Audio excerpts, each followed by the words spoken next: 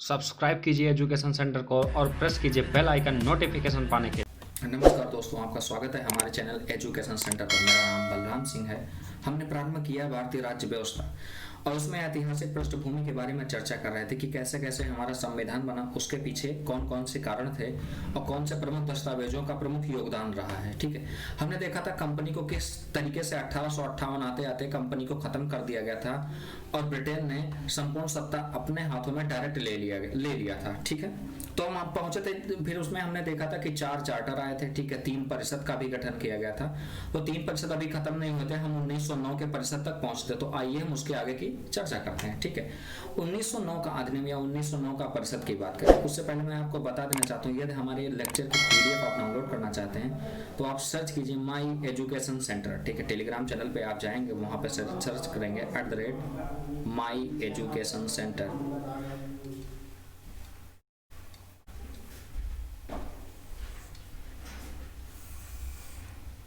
जैसे आप सर्च करेंगे आपको इस तरीके का लोगो दिखेगा। फिर आप उसे क्या कीजिए, वहाँ पे ज्वाइन का बटन होगा, आप उसे ज्वाइन कर लेंगे तो वहाँ से हमारी सारे लेक्चर की पीडीएफ आपको मिल जाएंगी। ठीक है, 1909 के अधिनियम में, यह अधिनियम शुरुआत करने से पहले हम पीछे कुछ बातों पर चर्चा करेंगे। जैसे हमने देखा था कि 1892 के परिषद अधिनियम में हमने ये देखा कि बजट पर पहली बार बहस करने का प्रावधान हुआ। ठीक है, बजट पर बहस करने का प्रावधान हुआ, लेकिन पूरा प्रश्न नहीं पूछ सकते थे। ठीक है, अब हम देखेंगे यहाँ पर 1909 तक आते आते हम पूरक प्रश्नों पर भी विचार कर सकते हैं, पूरक प्रश्न पूछ सकते हैं। ठीक, दूसरा सबसे बड़ी डेवलपमेंट सांप्रदायिक निर्वाचन का गठन किया गया। मतलब कहने का मतलब, यदि कोई भी मुस्लिम सदस्य चुना जाता है तो उसको केवल मुस्लिम मतदान करेंगे या मुस्लिम मतदाता जो होंगे केवल मुस्लिमों को ही चुनेंगे। इस तरीके से सांप्रदायिक निर्वाचन यहाँ पे प्रावधान किया गया था। ठीक है, इसे लॉर्ड मिंटो थे, यहाँ के गवर्नर थे। ठीक है, लॉर्ड मिंटो को क्या किया गया, सांप्रदायिक निर्वाचन का जनक के रूप में माना गया। ठीक है, आगे बढ़ते हैं।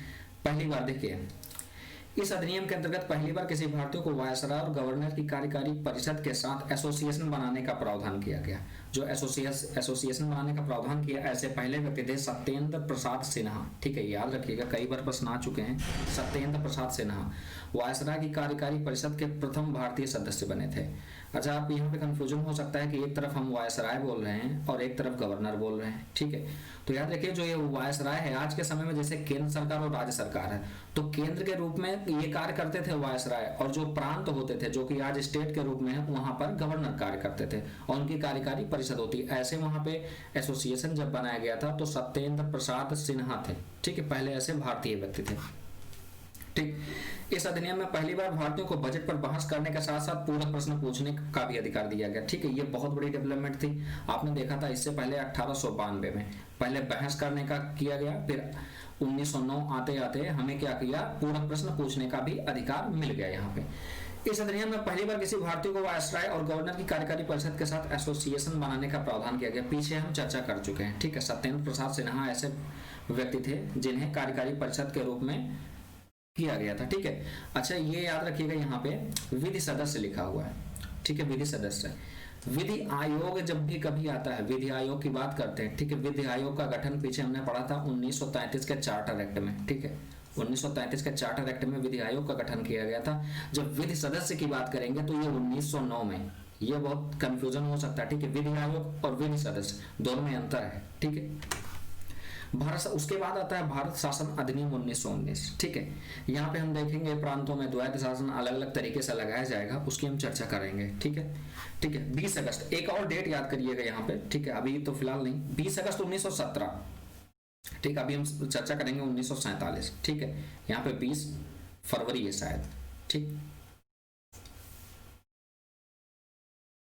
कोई दिक्कत नहीं, अभी हम वो चेक कर लेंगे। ठीक है, 20 अगस्त 1917 को ब्रिटिश सरकार ने पहली बार घोषित किया कि उसका उद्देश्य भारत में क्रमिक रूप से उत्तरदायी सरकार की स्थापना करना। अब आप देखेंगे कि क्रमिक रूप से उत्तरदायी सरकार, क्रमिक रूप से मतलब समझ रहे हैं कि धीरे धीरे, मतलब वो उत्तर, अच्छा एक शब्द यहाँ पर है उत्तरदायी सरकार। उत्तरदायी सरकार का मतलब ये हुआ कि जो भी सरकार बनेगी, जनता जब उनसे कोई सवाल पूछेगी तो उसको उत्तर देने के लिए मान्य होंगे, मतलब वो बाध्य होंगे उनका उत्तर देने के लिए। उत्तरदायी सरकार, जैसा कि अंग्रेज है बिल्कुल उत्तरदायी सरकार नहीं थी, ठीक है। तो क्रमिक रूप से उत्तरदायी सरकार की स्थापना धीरे धीरे, ठीक है। अच्छा, इसे मॉन्टेगो चेम्सफोर्ड सुधार के नाम से जाना जा सकता है, ठीक है। अब देखिए मॉन्टेग्यू कौन था, ये हमने बताया था कि 1858 में जो भारत सचिव का पद था, ठीक है, वहीं था। ये मॉन्टेग्यू थे, भारत सचिव थे, और चेम्सफोर्ड थे यहाँ के गवर्नर थे, ठीक है। इस अधिनियम में प्रांतों में आंशिक रूप से उत्तरदायी सरकार, आंशिक रूप से, ठीक, इस पे गौर कीजिएगा। आंशिक रूप से मतलब पूर्ण रूप से नहीं उत्तरदायी सरकार थी, आंशिक रूप से। इसका तात्पर्य यह है कि कुछ जगहों पे मतलब सरकार को पूर्ण दिया गया, अधिकार दिया गया, और कुछ जगहों पे इन्हें नहीं दिया गया, ठीक है। इसमें देखें, इस अधिनियम द्वारा केंद्र में द्विसदनात्मक विधायिका परिषद एवं विधानसभा वाले द्विसदनात्मक विधानमंडल ने ले लिया, ठीक है। यहाँ पे विधायिका और विधानमंडल का गठन किया गया है, ठीक है।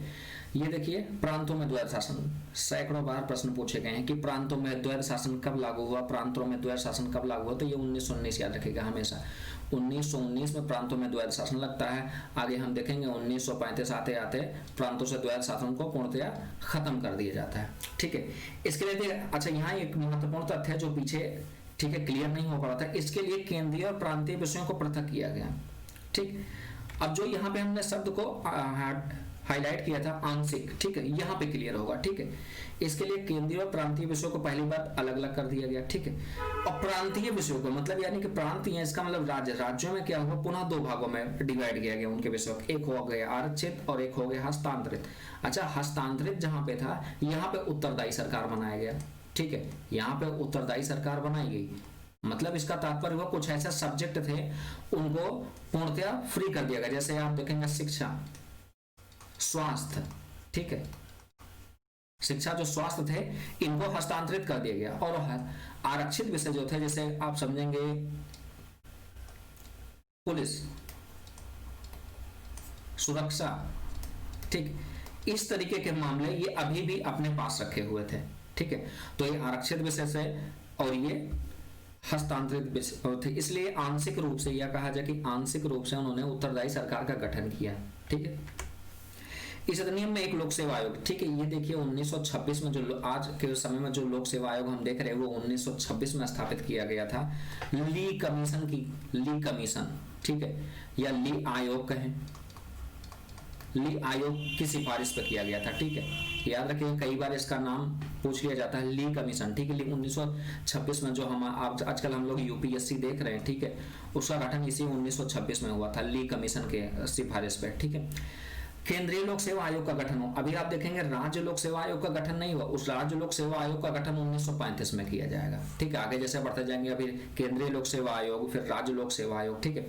वैधानिक आयोग, ये याद रखिएगा, वैधानिक आयोग, एक आप देखें वैधानिक आयोग का गठन इसलिए किया गया जैसे 1919 से थोड़ा मामला और पेचीदा हो गया, तो उन्होंने कहा जब भी अब इधर से कोई भी अधिनियम आएगा उसकी जांच के लिए एक आयोग का गठन किया जाएगा जो 10 वर्षों के बाद आएगी, ठीक है। जैसे 1919 आया, अब इसको 1929 में एक आयोग आना था, ठीक है, लेकिन हम आगे देखेंगे वो 2 साल पहले ही आ जाते हैं, ठीक है। वैधानिक आयोग के गठन का प्रावधान किया गया जिसका कार्य अधिनियम लागू होने के 10 वर्षों बाद जांच करने अपनी रिपोर्ट प्रस्तुत करना था। मतलब जो भी यहाँ पे आयोग, मतलब जो भी अधिनियम बनेगा उस पर काम हुआ या नहीं हुआ, कितने % काम बना या नहीं बना, उसकी जांच के लिए वैधानिक आयोग का गठन किया गया जिसका कार्य था 10 वर्षों पर जांच करना। लेकिन क्या होता है, देखिए साइमन कमीशन जो कि 7 सदस्य थे, ठीक है, साइमन कमीशन में टोटल 7 सदस्य थे, वो आते हैं इसकी जांच करने। लेकिन आप देखेंगे कि 1927 में आ जाते हैं, 2 साल पहले। और आना कब था, 1929 में, क्योंकि 1919 का अधिनियम था, उसके बाद उन्हें जांच करना था। अच्छा, भारतीयों ने पूरा इसका विरोध किया, क्यों, क्योंकि सभी दल इसके क्या थे, अंग्रेज थे। इसमें जो 7 सदस्य थे सब कैसे थे, वो अंग्रेज थे। अब देखते हैं कि इन्होंने अपनी सिफारिशें क्या प्रस्तुत की। कहा कि द्वैध शासन प्रणाली को जारी रखा जाए, राज्यों में सरकार का विस्तार किया जाए। ये तो थोड़ा बहुत पॉजिटिव है कि ठीक है, राज्यों में सरकार का विस्तार, ब्रिटिश भारत संघ की स्थापना किया जाए। अब इसका क्या तात्पर्य है बताता हूँ, ठीक है। सांप्रदायिक निर्वाचन को जारी रखना, मतलब यहाँ पे देखिए सांप्रदायिक निर्वाचन को जारी रखना, इन्होंने सांप्रदायिक निर्वाचन को और अधिक बढ़ा दिया था, ठीक है। हम देखेंगे सांप्रदायिक निर्वाचन को इन्होंने केवल मुस्लिमों तक नहीं, सिखों तक भी और आंग्ल भारतीयों तक भी, ब्रिटिश को भी मतलब यहाँ पे ला दिया था सांप्रदायिक निर्वाचन के अंतर्गत। अच्छा, ब्रिटिश भारत संघ की स्थापना, कहने का मतलब कि भारत को स्वतंत्र अगर किया जाता है तो उसका संप्रभुत्व अभी भी ब्रिटिश के हाथों रहेगा। ये ब्रिटिश भारत संघ की स्थापना की बात कर रहे थे। और ये देखिए द्वैध शासन, जो दो स्तर पर, अच्छा द्वैध शासन, यहाँ पर द्वैध शासन का तात्पर्य ये है कि जैसे आपने देखा कि जो वायसराय थे वो केंद्र स्तर पर थे, ठीक है, और जो गवर्नर थे वो प्रांत स्तर पे। तो जो द्वैध शासन प्रणाली थी वो गवर्नर एक तरीके से हस्तक्षेप करते थे। आपने ये देखा होगा कि आगे वो कोई भी परिषद थे उससे द्वारा लिए गए निर्णय को आसानी से निरस्त कर सकते थे, इसलिए वहां पे दो स्तर पे शासन था। इनकी अनुमति के बगैर कोई बिल पारित ही नहीं हो सकता था। ठीक है, आगे बढ़ते हैं। भारत शासन अधिनियम 1935 आता है। इसमें देखते हैं क्या क्या बदलाव होते हैं। ठीक है, ये सबसे बड़ा विस्तृत दस्तावेज था। ठीक है, एक्चुअल में ये देखा जाए कि भारत में उत्तरदायी सरकार बनाने के लिए बहुत जबरदस्त दस्तावेज था। जैसे ये देखिए, प्रारंभ में ही इसमें 10 अनुसूचियां थी। ठीक है, चूंकि हमारा जब संविधान बना था आप देखेंगे उसमें 8 अनुसूचियां थी, इसके प्रारंभ में ही 10 अनुसूचियां थी। ठीक है, 321 धाराएं थे। एक आध बार प्रश्न पूछ लिया गया है कि कितनी धाराएं थे 1935 के शासन के एक्ट में। और एक बात आपको मैं बताना चाहूंगा, जो हमारा संविधान है उसका 2/3 भाग यही भारत शासन अधिनियम 1935 से ही लिया गया है। ठीक, ये देखिए प्रांतों में द्वैध शासन समाप्त कर दिया गया था। याद रखिएगा, प्रांतों में द्वैध शासन कब लागू किया गया, 1919 याद रखिए, और कब खत्म किया गया, 1935। हमने पीछे भी चर्चा कर रखी है, ये प्रश्न हजारों बार पूछे गए हैं। ठीक है, राज्यों में उत्तरदायी सरकार की स्थापना, ये यहाँ मिस्टेक है। ठीक है, ये स्थापना, राज्यों में उत्तरदायी सरकार की स्थापना। ठीक है, अब ये देखिए इसका तात्पर्य, लेकिन हालांकि ये ज्यादा दिन चल नहीं पाया। ठीक है, मामला देखिए क्या हुआ, जो गवर्नर थे, हमने बताया कि जो प्रांत होंगे या राज्य उनको कह सकते हैं, वो गवर्नर के विधान जो परिषद है उनके उत्तरदायी मंत्रियों की सलाह पर काम करना था। लेकिन क्या हुआ, यह व्यवस्था ज्यादा दिन चल नहीं पाई। 1937 में तो लागू हुआ और 1939 तक धीरे धीरे वो खत्म कर दिया, क्योंकि उनको समस्या होने लगी। वो मंत्रियों की बात क्यों मानेंगे, वो तो फ्री रहना चाहेंगे। अब ये देखिए 11 राज्य कौन सा, सबसे पहले 3 राज्य तो आप याद कर लीजिए। देखिए उसमें कोई दिक्कत नहीं, बंगाल, बंबई और मद्रास, ये तीनों प्रेसिडेंसी है। अब देखिए यहाँ पे बिहार जुड़ा होगा। ठीक है, बंबई वो बंगाल से आपका देखेंगे जुड़ा होगा। संयुक्त प्रांत की बात करें और असम। ठीक है, इनमें द्विसदनीय विधान परिषद का भी गठन किया गया, द्विसदनीय विधान परिषद और विधानसभा बनाई गई। ठीक है, ये याद रखिएगा। 1935 में एक काम और हुआ, भारत परिषद को समाप्त कर दिया गया। ये प्रश्न भी कई बार आया है कि भारत परिषद का प्रारंभ कब हुआ, तो देखिए 1858 में भारत परिषद का प्रारंभ हुआ था, भारत परिषद अधिनियम। ठीक है, और 1935 के अधिनियम में आते आते, भारत शासन अधिनियम के आते आते ये खत्म कर दिया जाता है। 1858 में प्रारंभ होता है, 1935 में खत्म हो जाता है। कई बार ये प्रश्न पूछा गया। अभी हाल ही के आरओ के पेपर में भी ये प्रश्न आया हुआ था कि कब इसे खत्म कर दिया गया। ठीक, मताधिकार का विस्तार किया गया, जिसमें लगभग 10% जनसंख्या को मत देने का अधिकार दिया गया। पहले देखिए मताधिकार कुछ चुने हुए व्यक्ति ही देते थे, लेकिन अब धीरे धीरे इनको पढ़ाया जा रहा है प्रमोट, क्योंकि इनको अब शासन करने में बहुत दिक्कत हो रही है, तो कुछ ना कुछ ये छूट देते चले जाएंगे। और ये प्रारंभ हुआ, हम इसका प्रारंभ मानते हैं 1892 से। हमने आपको पहले भी बताया 1892 का जो अधिनियम है मैं बहुत महत्वपूर्ण मानता हूँ, क्योंकि पहली बार भारतीयों को बजट पर बहस करने का प्रावधान किया गया। उसके बाद आप देखेंगे 1909 के आते आते पूरक प्रश्न पूछने का भी अधिकार दिया जाता है। ठीक है, द्विसदनात्मक विधायी का प्रारंभ हो जाती, विधानसभा बनाई जाती है। ठीक है, आगे बढ़ेंगे। अब देखिए प्रांतीय लोक सेवा आयोग और 2 या अधिक राज्यों के लिए संयुक्त लोक सेवा आयोग। मतलब देखिए जैसे कभी कभी 2 छोटे राज्य हैं, अब दोनों छोटे राज्यों में हम लोक सेवा आयोग का गठन तो कर नहीं सकते, इसलिए एक ही राज्य में 2 या 2 से अधिक राज्यों के लिए राज्य लोक सेवा आयोग बनाएंगे। जैसे ठीक है, अब इसमें देखेंगे 1919 में क्या हुआ था कि संघ लोक सेवा आयोग बना। 1935 में प्रांतीय लोक सेवा आयोग बना। 1919 में जब बना था तो वो ली कमीशन के आधार पर, ठीक है, ली आयोग या ली कमीशन बातें की। ठीक है, ली आयोग के आधार पर बना था। और 1935 की बात करें, ठीक है, तो यहाँ पे प्रांतीय लोक सेवा आयोग का गठन किया गया। ये देखिए बहुत ही महत्वपूर्ण प्रश्न है। ठीक है, ये इसके तहत 1937 में संघीय न्यायालय की स्थापना हुई। संघीय न्यायालय का जब भी प्रश्न आता है तो उसमें 1773 का रेगुलेटिंग एक्ट और 1774 में स्थापित कलकत्ता का न्यायालय, ये दोनों ऑप्शन जरूर रहते हैं। तो आप इसे कंफ्यूज मत होइएगा, ये संघीय न्यायालय अलग है और सर्वोच्च न्यायालय अलग है, ठीक है। सर्वोच्च न्यायालय 1774 में उसका गठन किया, मतलब स्थापित किया गया था। 1773 के रेगुलेटिंग एक्ट थे, ठीक है। इसलिए 1937 का जो संघीय न्यायालय बिल्कुल अलग है इससे, ठीक है। उसके बाद आता है भारतीय स्वतंत्रता अधिनियम 1947, ठीक है। आगे बढ़ेंगे, ये हमने कुछ देर पहले बताया था 20 अगस्त, ठीक है। यहाँ 20 फरवरी देखिए हमने लिखा 20 फरवरी 1900, देखिए ये 17 था और यहाँ पे 1947 कर लीजिए, मतलब यहाँ नहीं 1919 में देखेंगे, ठीक एक मंथ का अंतर है, डेट वही है, ठीक। यहाँ पे 20 फरवरी है, ये 20 अगस्त है, 1917 से 1947। पहली बार, जैसे यहाँ पर पहली बार इन्होंने बोला 1919 में कि एक उत्तरदायी सरकार की स्थापना करनी है, सेम उसी प्रकार, ठीक है। भारत शासन अधिनियम खत्म होने के बाद जो स्वतंत्रता अधिनियम आता है उसमें 20 फरवरी 1947 को ब्रिटिश प्रधानमंत्री क्लीमेंट एटली थी, ये भी कई बार छोटे मोटे एग्जाम में पूछ लिया गया, क्लीमेंट एटली, ठीक है। कि भारतीय स्वतंत्रता अधिनियम पारित होते समय वहां के प्रधानमंत्री कौन था, तो क्लीमेंट एटली महोदय। उन्होंने घोषणा की 20 फरवरी 1947 को, ठीक है, कि भारत में ब्रिटिश शासन समाप्त हो जाएगा। कब? 30 जून 1948 तक। कहा कि 30 जून 1948 तक हम भारत में ब्रिटिश शासन समाप्त कर देंगे। अच्छा, इसका मुस्लिम लीग ने विरोध किया। कारण क्या था? वो चाहते थे कि 2 स्टेट बने, ठीक है। उसी दिन 3 जून को, ठीक है, इन्होंने फरवरी में घोषणा की। 3 जून 1947 को वायसराय लॉर्ड माउंटबेटन, नाम सुना होगा आपने, ठीक है, लॉर्ड माउंटबेटन ने विभाजन की योजना पेश की, उसे माउंटबेटन योजना कहा जाता है, ठीक है। इस योजना को कांग्रेस और मुस्लिम लीग ने स्वीकार किया, क्योंकि कारण था बहुत दिक्कत हो गई थी। वो इतिहास का विषय है, किसी दिन हम चर्चा कर लेंगे जबरदस्त तरीके से कि क्या क्या समस्याएं हो गई, आखिर क्यों इन्हें मानना पड़ा। प्रारंभ में वो नहीं मान रहे थे लेकिन मानना पड़ा, ठीक है। लॉर्ड माउंटबेटन ने फिर ये मामला सुलझाया।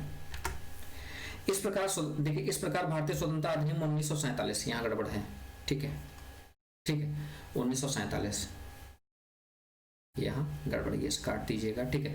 भारतीय स्वतंत्रता अध्यादेश ब्रिटिश संसद ने 4 को पारित किया, 4 जुलाई को, ठीक 14 दिन बाद, ठीक है, ठीक 14 दिन बाद 18 जुलाई को वहां के राजशाही की संस्तुति मिल गई, ठीक है। वहां पे जो मेन शासन था उन्होंने सिग्नेचर करके मामला को रफा दफा कर दिया, ठीक है। यह अधिनियम 15 अगस्त 1947 से लागू हो गया, ठीक, 15 अगस्त 1947, याद रखिएगा ये डेट कई बार पूछ लेता है। 4 जुलाई, फिर 14, फिर इसमें आप 14 दिन जोड़ दीजिए, ये 18 जुलाई, ठीक है। यहाँ से संसद पास करती है, यहाँ से फिर महारानी पास करती हैं, और उसके बाद फिर जब आता है 15 अगस्त को, ये आते आते हमारा प्रभावी हो जाता है। याद रखिएगा पाकिस्तान जो था वो 14 अगस्त को आजाद हुआ था, एक दिन पहले, ठीक है। भारत का विभाजन कर 2 स्वतंत्र डोमिनियन, इस पर बहुत चर्चा हुई, ठीक। डोमिनियन का तात्पर्य क्या है, ठीक। देखिए क्या हो गया था, कनाडा का नाम सुना होगा आपने, ठीक। कनाडा में डोमिनियन स्टेटस दिया गया था। डोमिनियन का तात्पर्य यह था कि आप प्रांतों में या कहीं भी आप मतलब सरकार बनाए, लेकिन क्या होगा, संप्रभुत्व किसके हाथों में होगा, ब्रिटेन। तो एक तरीके डोमिनियन का तात्पर्य यह है कि उसका संप्रभुत्व क्या होगा, ब्रिटेन के हाथों में होगा, ठीक। इसी पे बहुत अभी हम चर्चा करेंगे, आखिर ऐसा क्यों हुआ, ठीक है। संप्रभु राष्ट्र भारत और पाकिस्तान का सृजन किया, जिन्हें ब्रिटिश राष्ट्रमंडल से अलग होने की स्वतंत्रता थी। लेकिन देखिए इस स्वतंत्रता अधिनियम में एक बात लिखी गई थी, ठीक है, जो इसे खारिज करती थी, ठीक। वायसराय, जो कि आपको पता होगा 1858 में पद बनाया गया था, मैं कई बार चर्चा कर चुका हूं, ठीक है। लॉर्ड कैनिंग पहले ऐसे व्यक्ति थे वायसराय के पद पे, ठीक है, और अंतिम भारत के गवर्नर जनरल थे, ठीक है। वायसराय के पद को समाप्त कर दिया गया क्योंकि करना ही पड़ेगा, ठीक है। और उसके स्थान पर दोनों डोमिनियन राज्यों में गवर्नर जनरल पद का सृजन किया गया, ठीक। 15 अगस्त 1947 के बाद ब्रिटिश संसद में पारित हुई कोई भी अधिनियम, देखिए ब्रिटिश संसद में पारित कोई भी अधिनियम दोनों डोमिनियन पर तब तक लागू नहीं होंगे जब तक दोनों डोमिनियन इस कानून को मानने के लिए कानून नहीं बना लेते। मतलब ये जो भारतीय स्वतंत्रता अधिनियम 1947 था इतना पावरफुल था, ठीक है। अब आप देखेंगे भारत सचिव, ये भी 1858 में बनाए गए थे, इनके भी पद को क्या किया, समाप्त कर दिया गया, ठीक है। एक शब्द यहाँ पे देख रहे होंगे, जब ये कानून बना था तो उसमें एक लाइन और लिखी हुई थी कि ये 2 डोमिनियन स्टेटस है, इनके पास इतनी पावर होगी ये किसी भी कानून को रद्द कर सकते हैं, यहाँ तक कि भारतीय स्वतंत्रता अधिनियम को भी रद्द कर सकते हैं। इसका तात्पर्य ये ही हुआ कि मतलब ये जो डोमिनियन स्टेटस है इसे ये भी रद्द कर सकते हैं, क्लियर, ठीक है। इसे ये भी जो डोमिनियन है, इसे डोमिनियन का नाम काट के संप्रभु राष्ट्र कर सकते हैं, बिल्कुल कर सकते हैं। इसीलिए वहां से स्वतंत्रता अधिनियम पावरफुल में आई, ठीक है। अब देखिए भारत का सम्राट 1858 में, जो भारत का सम्राट पद है, आपने सुना कंपनी का शासन खत्म कर दिया गया था 1 नवंबर 1858 के बाद ब्रिटिश ने संपूर्ण सत्ता अपने हाथों में ले ली गई थी। तो एक शब्द यूज किया जाता है भारत का सम्राट, ठीक है, उसे भी समाप्त कर दिया गया था। ये 14 अगस्त और 15 अगस्त की जो डेट लिखी हुई है, ठीक है, 1947 की मध्य रात्रि को भारत में ब्रिटेन शासन का अंत हो गया, ठीक है, और समाप्त शक्तियां 2 नए स्वतंत्र डोमिनियन, भारत और पाकिस्तान। देखिए जो डोमिनियन है तो इससे घबराने की जरूरत नहीं है, ठीक है, क्योंकि इसमें एक लाइन लिखी हुई थी इस स्वतंत्रता अधिनियम में कि ये इतने पावरफुल होंगे कि किसी भी कानून को रद्द कर सकते हैं। तो सबसे पहले हमारा काम क्या होगा, ये डोमिनियन जो शब्द है हम इसे काट दें, ठीक, हमारा देश क्या होगा, बिल्कुल संप्रभु राष्ट्र हो जाएगा। लॉर्ड माउंटबेटन नए डोमिनियन भारत के प्रथम गवर्नर जनरल बने, ये इंपॉर्टेंट है कि स्वतंत्र भारत के प्रथम गवर्नर जनरल कौन थे, लॉर्ड माउंटबेटन, ठीक। भारतीय स्वतंत्रता अधिनियम 1947, अभी कुछ तथ्य रह गए हैं, ठीक है। इसने भारत में ब्रिटिश राज समाप्त कर 15 अगस्त 1947 को इस स्वतंत्र और संप्रभु राष्ट्र घोषित कर दिया। क्लियर है। इसके अंतर्गत भारत के गवर्नर जनरल एवं प्रांतीय गवर्नरों को राज्य का संवैधानिक प्रमुख नियुक्त किया गया, कोई दिक्कत नहीं है। इन्हें सभी मामलों पर राज्यों की मंत्रिपरिषद की सलाह पर, अब ये देखिए, परामर्श पर कार्य करना होता। अब आप देखेंगे डेवलपमेंट कहां से हुई, 1892, उसके बाद 1909, फिर 1935, फिर 1947। यहां पे देखिए केवल बजट पे बहस कर सकते थे। 19 को आते आते पूरक प्रश्न पूछने लगे।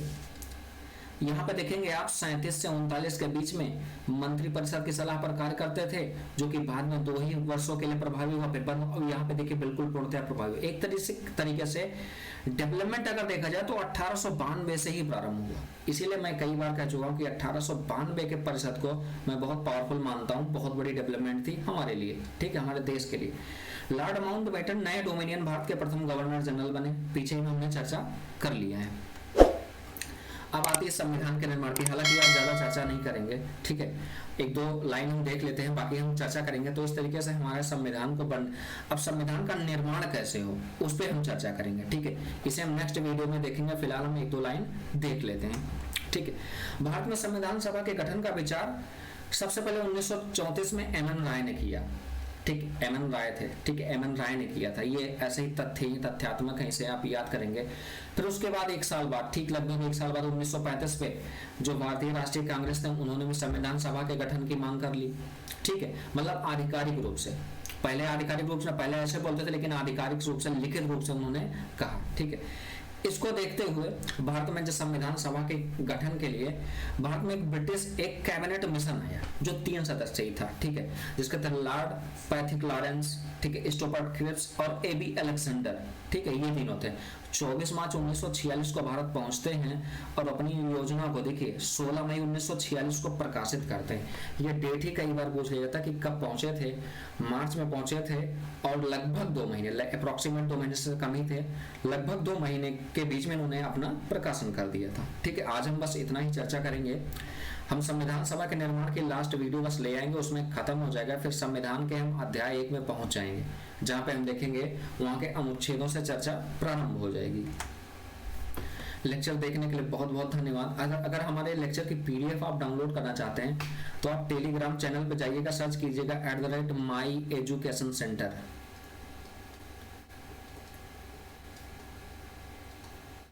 ठीक है। जैसे आप सर्च करेंगे आपको ये लोगो दिखेगा और उसके बाद एक विंडो खुलेगी, तो वहां पे आप ज्वाइन, एक बटन होगा नीचे सबसे ज्वाइन, ठीक है, आप उसे ज्वाइन कर लीजिएगा। फिर आपको वहां पे हमारी सारी लेक्चर की पीडीएफ मिल जाएगी, ठीक है। टेलीग्राम चैनल पर जाएंगे, आप ये सर्च करेंगे @myeducationcenter, आपको इस तरीके का लोगो दिखेगा, आप वहां पे ज्वाइन कर सकते हैं। Thank you.